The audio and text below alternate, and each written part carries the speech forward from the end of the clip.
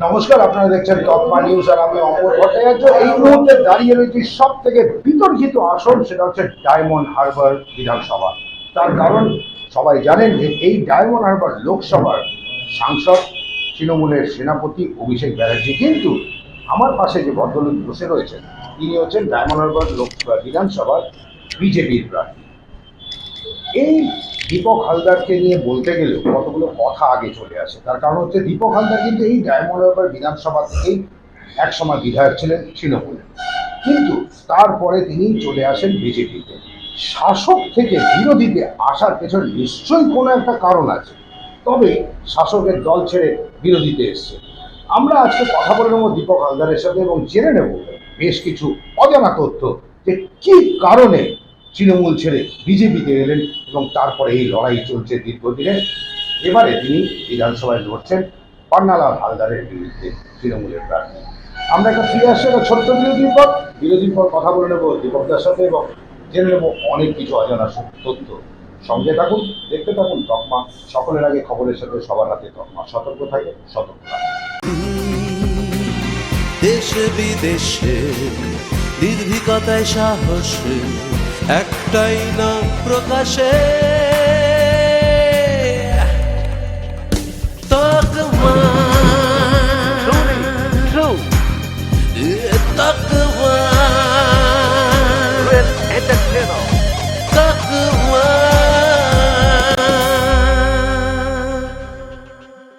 জানুন, জানাতে থাকুন। ফিরে এলাম আমরা বিরতির পর। নমস্কার, স্বাগত। এবং তোমার সাথে আজকের পরিচয় নয়, দীর্ঘদিনের পরিচয়। সবার প্রথম জিজ্ঞেস করবো যে তিনি একসময় তৃণমূলের বিধায়ক এবং শাসক দলে থাকাকালীন তিনি চলে এসে বিরোধী দল বিজেপি।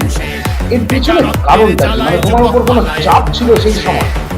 না, ব্যাপারটা যে একটা বিধায়ক হিসেবে যে ন্যূনতম কাজ মানুষের জন্য করার প্রয়োজন, করার দরকার, যেটা আমি করতে চাই সেটা যদি করতে না পারি তাহলে সেটা থাকা আর না থাকাই সমান বলে আমি মনে করি। মর্যাদা নষ্ট করে, মাথা নিচু করে যা বলবে অন্যায় কাজ সেটাকে আমাকে বাস্তবায়িত করতে হবে, তার পক্ষে কখনো আমি ছিলাম না, নেই, আগামী দিনেও থাকবো। এরকমও শুনেছি যে তোমাকে এই ডায়মন্ড হারবার কোর্ট আছে, মানে বন্দর, এবং এখানে যারা ব্যবসায়ীরা রয়েছে তাদের থেকে একটা কোনো শক্তি তোমাকে বলেছিল বেশি টাকা তুলে দেওয়ার জন্য, যেটা তুমি অস্বীকার করেছিলে। না, বিষয়বস্তু হচ্ছে এই, সেটা তো ডায়মন্ড হারবারের মানুষ বলবেন। আমি এমন কোনো ইলিগাল কাজ করতে চাই না যে কাজে আমার আগামী দিনে আমাকে কলঙ্কিত হতে পারে। সেটা ডায়মন্ড হারবারের বিভিন্ন ক্ষেত্রে আছে। আপনি যে কথা বলছেন সে বিষয়বস্তু ডায়মন্ড হারবারের মানুষ জানেন, সেটা আমি পারিনি বলেই, সেই জায়গাতে আমি সমর্থন করিনি বলেই আমার উপরে যে অত্যাচার, নিপীড়ন, শোষণ, মানসিক নির্যাতন, সেটা সহ্য করতে না পেরেই আমি জানতে মানে মানুষের অত্যাচার না কোনো এক রাজনৈতিক দলের, একদম রাজনৈতিক দলের অত্যাচার বলবো। তার কারণ হচ্ছে আমি এখানে একটা মিটিং হচ্ছে, সেই মিটিংয়ে আমার কোনো ডাক নেই, বা যদিও আমি যাই সেক্ষেত্রে আমার দেখা গেছে যে আসনগুলো সব ভরে নিত, আমাকে গিয়ে দাঁড়িয়ে থাকতে হতো। ওটা মিটিং হচ্ছে, সেই মিটিংয়ে গিয়ে আমাকে কোনো যারা মন্ত্রীরা আসছেন, দলের কর্মকর্তারা আসছেন, আমাকে কোনোভাবে কোনোভাবে সম্মান দেওয়া হতো, মানে মর্যাদা দেওয়া হতো। তো এই বিষয়বস্তু এছাড়া দেখা গেছে যে সরকারি যে প্রকল্প বাস্তবায়িত হচ্ছে, আমি যখন গেছি সেই জায়গাতে আমাকে বলা হয়েছে যে আপনার এখানে তো আসার কোনো আমন্ত্রণ নেই, তাহলে আপনি কেন এসেছেন? আমি বিধায়ক কোটায় টাকা কাজ করব, সেই বিধায়ক কোটায় টাকায় কাজে আমি দেখতে যেতে পারবো না, বম পিস্তল নিয়ে দাঁড়িয়ে থাকবে, আমাকে সেই কাজে করার কোনো সুযোগ নেই। অথচ যে এমএলএ হিসাবে যত টাকা পয়সা আমি পেয়েছিলাম তার 100% আমি কাজ করতে পেরেছিলাম গত 10 বছরে। আজকে বিধায়ক কি করেছেন সেটা ডায়মন্ড হারবারের মানুষ জানেন, মানুষ বলবেন। একদম সঠিক কথা।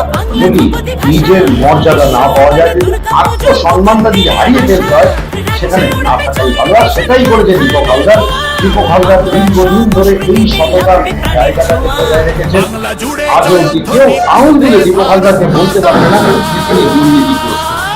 আমরা ফিরে আসছি একটা ছোট্ট বিরতির পর, তারপরে শুনে নেব দীপকের থেকে যে এবারে বিধানসভায় কি তার মানুষের কাছে বার্তা থাকবে, কি জানাতে চাইবেন, বিরোধীদের কিভাবে মোকাবিলা করবেন? সঙ্গে থাকুন, দেখতে থাকুন তকমা, সকলের আগে খবরের সাথে সবার আগে তকমা। সতর্ক থাকুন, সতর্ক রাখুন। তাই পাল্টানো দরকার, চাই বিজেপি সরকার। পাল্টানো দরকার, চাই বিজেপি সরকার। পাল্টানো দরকার। ফিরে এলাম আমরা বিরতির পর। দীপক দা, এবারে জিজ্ঞেস করছি, 2026 সালের নির্বাচনটা একটা অন্য নিরিখে হচ্ছে। এক তো এসআইআর এর একটা সমস্যা দেখা দিয়েছে, শাসকরা বলছে বিজেপি এসআইআর এর প্রচুর মানুষের নাম বাদ দিয়েছে, কিন্তু আমরা যেটা জানি যে যারা মৃত বা যারা স্থানান্তরিত সেই সব মানুষের সংখ্যাটাই বেশি। হ্যাঁ, বিচারাধীন অবস্থায় কিছু মানুষ রয়েছেন, কিন্তু তাদেরটাও আস্তে আস্তে লিস্টে উঠে আসছে। এই মৃত এবং যারা স্থানান্তরিত এই যে ভোটাররা, এই ভোটারদের নিয়েই শাসকদের একটা খেলা ছিল, সেই খেলাটা বোধহয় এবার বন্ধ হবে, কি বলবেন? ব্যাপারটা হচ্ছে, এটা তো খুব সত্যি কথা, যারা বৈধ ভোটার তারা নিশ্চিত করে ভোট দেবেন বা দেওয়া উচিত, আমাদেরও দাবি সেটাই। কিন্তু যারা অবৈধ ভোটার, যারা বাংলাদেশি, যারা রোহিঙ্গা, তাদের থেকে থাকার কথা নয়। না, তাহলে সেটা তাহলে অবৈধ ভোটারদেরকে বাদ দিতে হবে, এটাই আমাদের দাবি। সেক্ষেত্রে তৃণমূল কংগ্রেস বলছে বৈধ ভোটার বাদ দেওয়া যাবে না, কিন্তু তারা একবারও বলছে না যে অবৈধ ভোটারকে বাদ দিতে হবে। তার কারণ ওই বাংলাদেশি রোহিঙ্গাদের নিয়ে এতদিন পর্যন্ত যেভাবে ভোটে নির্বাচনে জিতে এসছে, সেই ভোটারদেরকে আবার নাম রেখে তারা নির্বাচনে জিততে চায়, এই জিনিস হবে না, হতে পারে না। আচ্ছা দীপক দা, তোমার কথা ধরেই বলছি যে বাংলাদেশি কথাটা, এটা বাস্তবতা আছে যে অনেক বাংলাদেশি এখানে এসছেন, তারা এখানে বসবাস করছেন, কিন্তু আজ অবধি কোনো রোহিঙ্গাকে কি পাওয়া গেছে খুঁজে? যদি পাওয়া না যাবে তাহলে ভয় কিসে? তৃণমূলের না। তৃণমূল তো ভয় পাওয়ার কোনো ব্যাপার বিষয়বস্তু নেই। বিজেপি তো রোহিঙ্গাদের একটা উত্থান করেছে, রোহিঙ্গাদের বাদ দিতে হবে, কিন্তু আজ অবধি কোনো রোহিঙ্গা কিন্তু নির্দিষ্টভাবে প্রমাণ করা যায় না। সংখ্যাধিক্যে যে সংখ্যাগুলো বাদ গেল, এগুলোর মধ্যে যদি না থাকবে তাহলে তো তৃণমূলের কোনো আপত্তি করার কোনো ব্যাপার নেই, ভয় পাওয়ার কোনো ব্যাপার নেই। তারা প্রচুর কাজ করেছে, তারা নির্বাচনে জিতবে। তাহলে তো ব্যাপারটা আমরা যদি মনে করি আমরা ভুল বলছি, তাহলে ওদের অত ছটপট করার কি আছে, অত মানে কুৎসা করার কি আছে বিজেপি সম্পর্কে? আচ্ছা দীপক দা, আরেকটা তোমাকে এক্সাম্পল বলছি। আমার জানা বনগাঁ বিধানসভার ওখানে এক মহিলা, তিনি কিন্তু বাংলাদেশের ভোটার, ওখানে শিক্ষিকা, তার কিন্তু বাংলাদেশের ভোটার কার্ড আছে, কিন্তু তা সত্ত্বেও কিন্তু এখানে এসআইআর তার নাম রয়েছে, সেই নামটা বাদ গেল না কেন? বিষয়বস্তু হচ্ছে এই নির্বাচন কমিশন, এই যে এসআইআরটা হচ্ছে, এটা প্রয়োজন আছে, এটা সবাই বলেছেন। একদম। কিন্তু এসআইআর এই যে করার ক্ষেত্রে যারা করছেন নির্বাচন কমিশন কি মানুষ তৈরি করে তারপরে কি হচ্ছে এই কাজে অংশগ্রহণ করেছে? তা তো নয়। তাদেরকে কাজ করতে হচ্ছে রাজ্য সরকারের উপরে, কর্মচারীদের উপরে। অর্থাৎ যারা রাজ্য সরকারের অধীনে কাজ করছে তাদের উপরে নির্ভর করে এই এসআইআরটা বাস্তবায়িত করতে হচ্ছে। পশ্চিমবঙ্গে অন্যান্য রাজ্যে যখন কোনো সমস্যা নেই, কোথাও কোনো অসুবিধা নেই, যেখানে রাজ্য সরকার সাহায্য সহযোগিতা করছেন, পশ্চিমবঙ্গ সরকার কেন এত বিরোধিতা করছেন? আজকের পশ্চিমবঙ্গ সরকারের বিরোধিতার জন্যই কিন্তু আজকের এই ধরনের ঘটনাগুলো ঘটেছে। আমরা দেখছি কি মৃত ভোটারকে জীবিত দেখানো হয়েছে, জীবিত ভোটারকে মৃত দেখানো হয়েছে, এগুলো দৃষ্টান্ত আছে। তো এটা কারা করেছে? আমি মনে করি এই সরকারি আধিকারিকদের উপরে মানসিক চাপ সৃষ্টি করে, সরকারি কর্মচারীদের উপরে বিভিন্ন ভয় ভীতি প্রদর্শন করে পশ্চিমবঙ্গ ক্ষমতায় থাকা সরকার যে কাজ করেছেন তার জঘন্য নোংরা কাজ করেছেন বলে আমরা মনে করি, এবং তাদের জন্যই আজকের এই এসআইআর এর সমস্যা হয়েছে। আচ্ছা, আরেকটা প্রশ্ন উঠে আসছে, একদম মানে কোনো দল না বাদ বিচার না করে আমি বলছি, শশী পাজা, তিনি রাজ্যের মন্ত্রী, তার নামটা কিন্তু বিচারাধীনে রয়েছে, কিভাবে রইল? এটা করেছেন কারা? নির্বাচন কমিশন। নির্বাচন কমিশনের কাজ করছে কারা? কেন্দ্রীয় সরকারের যারা রয়েছে, এই ইয়ারোরা। একদম। আমি মনে করি তাদের এখানে দোষ ত্রুটি আছেই, এবং সেক্ষেত্রে হচ্ছে যদি পদক্ষেপটা একটু ভালো হতো, তাদের বিরুদ্ধে যদি পদক্ষেপটা ভালো হতো, এই সমস্যাগুলো কিন্তু এতটা হতো না বলে আমার ব্যক্তিগতভাবে মনে হয়। যেমন অমর্ত্য সেন, একদম সবাই চেনে। এগুলোকে ইচ্ছাকৃতভাবে মানুষের কাছে বিজেপি সম্পর্কে একটা ভুল ধারণা পৌঁছে দেবার জন্য, বিজেপি সম্পর্কে একটা খারাপ বার্তা মানুষের কাছে পৌঁছে দেবার জন্য এটা করা হয়েছে বলে আমি মনে করি।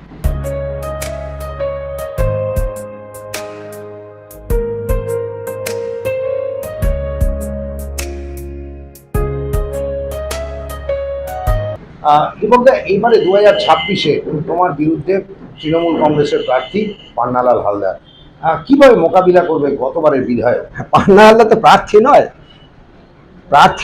ও প্রার্থী কিনা মানে ডায়মন্ড হারবারের মানুষ জানেন। প্রার্থী হয়েছেন, কোনো কাজ করার ক্ষমতা নেই। একটা সার্টিফিকেট, সামান্য একটা রেসিডেন্সিয়াল সার্টিফিকেট, একটা হেলথ সার্টিফিকেট, তো একটা বিধায়কের কাছে আসবেন, এই মিনিমাম সার্টিফিকেট তো পাওয়ার কথা। আপনি ডায়মন্ড হারবারের রন্ধ্রে রন্ধ্রে করে করে জিজ্ঞেস করে দেখুন, কোনোদিন একটা সার্টিফিকেট উনি নিজে লিখে দিতে পারেননি। আজকে আমরা কি দেখেছি যে ডায়মন্ড হারবার যখন আমি 10 বছর ছিলাম, জিজ্ঞেস করবেন ডায়মন্ড হারবার মানুষকে, বা ডায়মন্ড হারবার মানুষ জানবেন বা বলবেন, সকাল 8টা থেকে রাত্রি 10টা পর্যন্ত অফিস খোলা থাকতো। কারণ এই অফিসে প্রতিনিয়ত সেখানে হচ্ছে দুবেলাতে মানে ভাগাভাগি করে ছেলেরা বসে থাকতো, তারা কাজগুলো মানুষকে পরিষেবা করে দিত।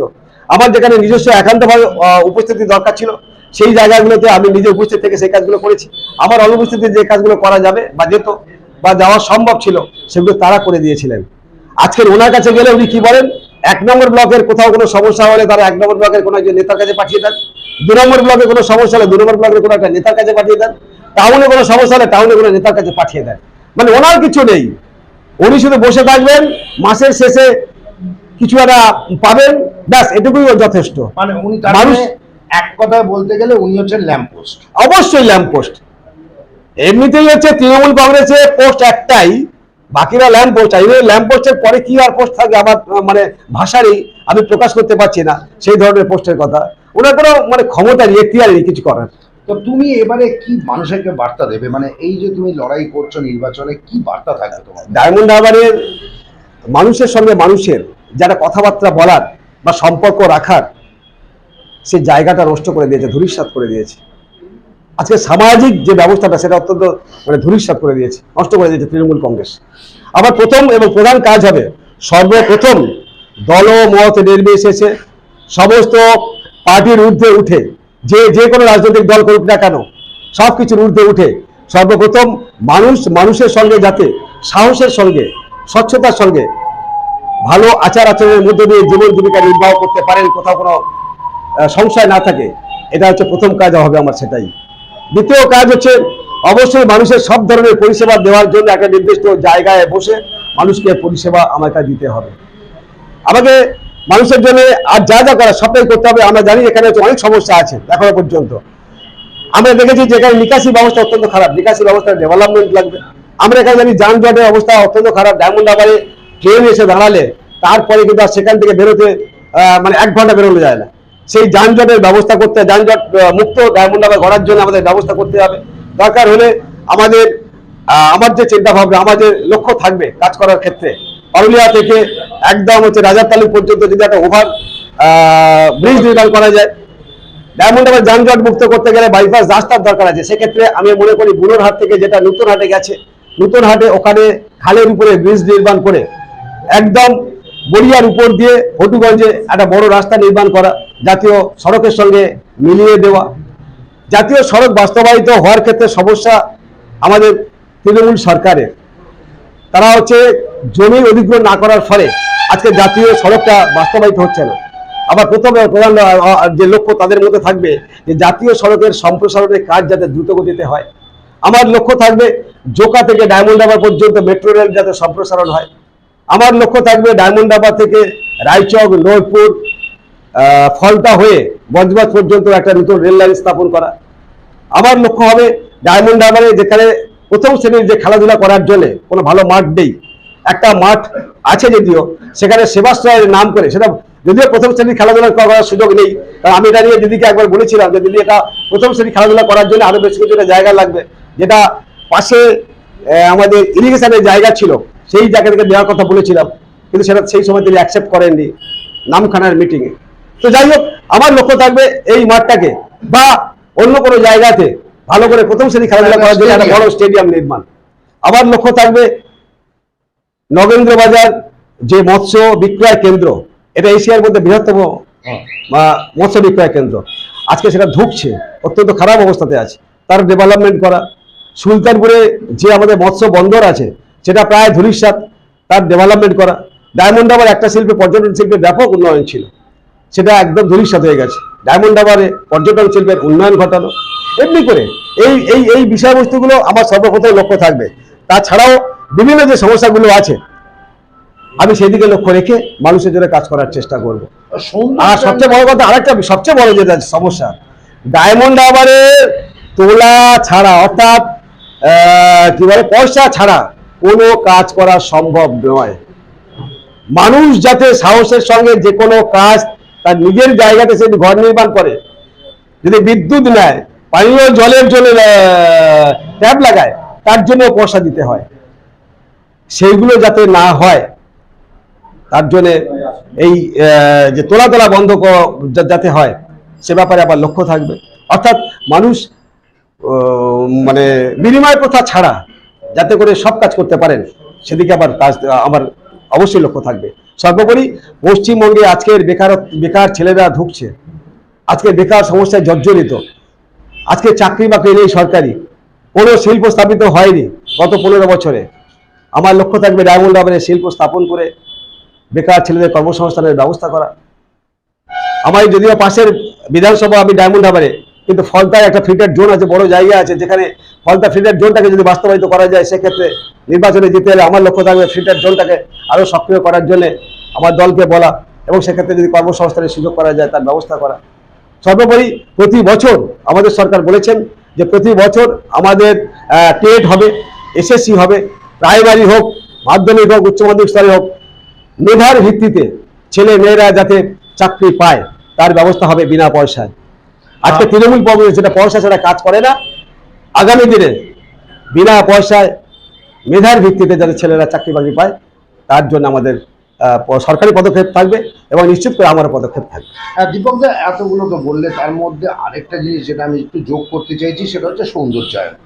কারণ একটা জিনিস সুন্দর পরিবেশ তুমি গড়তে চাও, তার সাথে একটু মানে সেই পরিবেশটাকে সুন্দর করার জন্য জায়গাটাকে একটু সুন্দর করে সাজাতে হবে। আমি বলেছি পর্যটন শিল্পের উন্নয়ন, এই পর্যটন শিল্পের উন্নয়ন হওয়া মানেই কিন্তু সৌন্দর্যায়ন হবেই। তার কারণ হচ্ছে এই ডায়মন্ড হারবার একটা ঐতিহাসিক একদম জায়গা, যেখানে এক সময় ইংরেজরা ছিল, একদম এখানে অনেক কিছু মানে ইতিহাস রয়ে গেছে আমাদের বাংলার ইতিহাস, সেটাকে যদি মানুষের কাছে তুলে ধরার জন্য আমি নিশ্চিত করে উদ্যোগ গ্রহণ করব।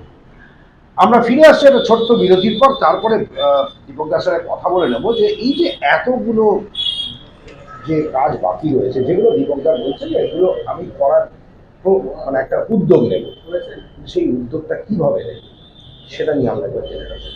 ফিরে আসছে একটা ছোট্ট বিরতির পর, সঙ্গে থাকুন, দেখতে থাকুন তকমা। সকলের আগে খবরের সাথে সবার আগে তকমা, সতর্ক থাকুন, সতর্ক থাকুন। ঢালাই হোক বা ভিত, এই সিমেন্টেরই হবে জিত। শহর থেকে গ্রাম নির্মাণে একটাই নাম, রশ্মি সিমেন্ট। এবার নির্মাণ হবে সুপারহিট।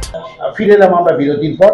দীপক দা, তুমি এত যে যে জিনিসগুলো বললে যে এইগুলো বাকি রয়েছে, এই উন্নয়নগুলো হয়নি, মানুষকে এইভাবে আমি মুক্ত করতে চাইছি, একটা মানে দম বন্ধ করা পরিবেশ থেকে আমি মানুষকে মুক্তাঙ্গনে আনতে চাইছি, কিন্তু তুমি কি পারবে যদি 2026-এ সেই তৃণমূল সরকার গঠন করে, সেক্ষেত্রে তোমার তো বাধা হয়ে দাঁড়াবে এই এতগুলো উন্নয়ন? এটা আপনার ভাবনা। পশ্চিমবঙ্গের মানুষের ভাবনা হচ্ছে এই যে ভারতীয় জনতা পার্টি জিতে গেছে শুধুমাত্র রেজাল্টের অপেক্ষায়, মানে সময়ের অপেক্ষা, ঘোষণা করার অপেক্ষা। সার্টিফিকেট প্রদান করবেন, বিধায়করা সার্টিফিকেট দেবেন, তারপরে নতুন সরকার হবে, সেটা ভারতীয় জনতা পার্টির সরকার, পদ্মফুলের সরকার হবে। এবং সেক্ষেত্রে যে ডাবল ইঞ্জিন সরকার হবে, অর্থাৎ রাজ্য সরকার, কেন্দ্রীয় সরকার, সেখান থেকে ডায়মন্ড হারবারের এই সমস্যাগুলির সমাধান করার জন্য বা এই কাজগুলি করার জন্য যে উদ্যোগ আমি গ্রহণ করব, আমার আস্থা, বিশ্বাস, ভরসা আছে যে আমাদের সরকার সেই কাজে সাহায্য সহযোগিতা করবেন। তোমার একদম কথায় 100% আমি সমর্থন করে বলছি। যদি এই পরিস্থিতিটা বদলে যায় তাহলে কি হবে? বদলার কোনো ব্যাপার নেই তো, বদলাবে কি করে?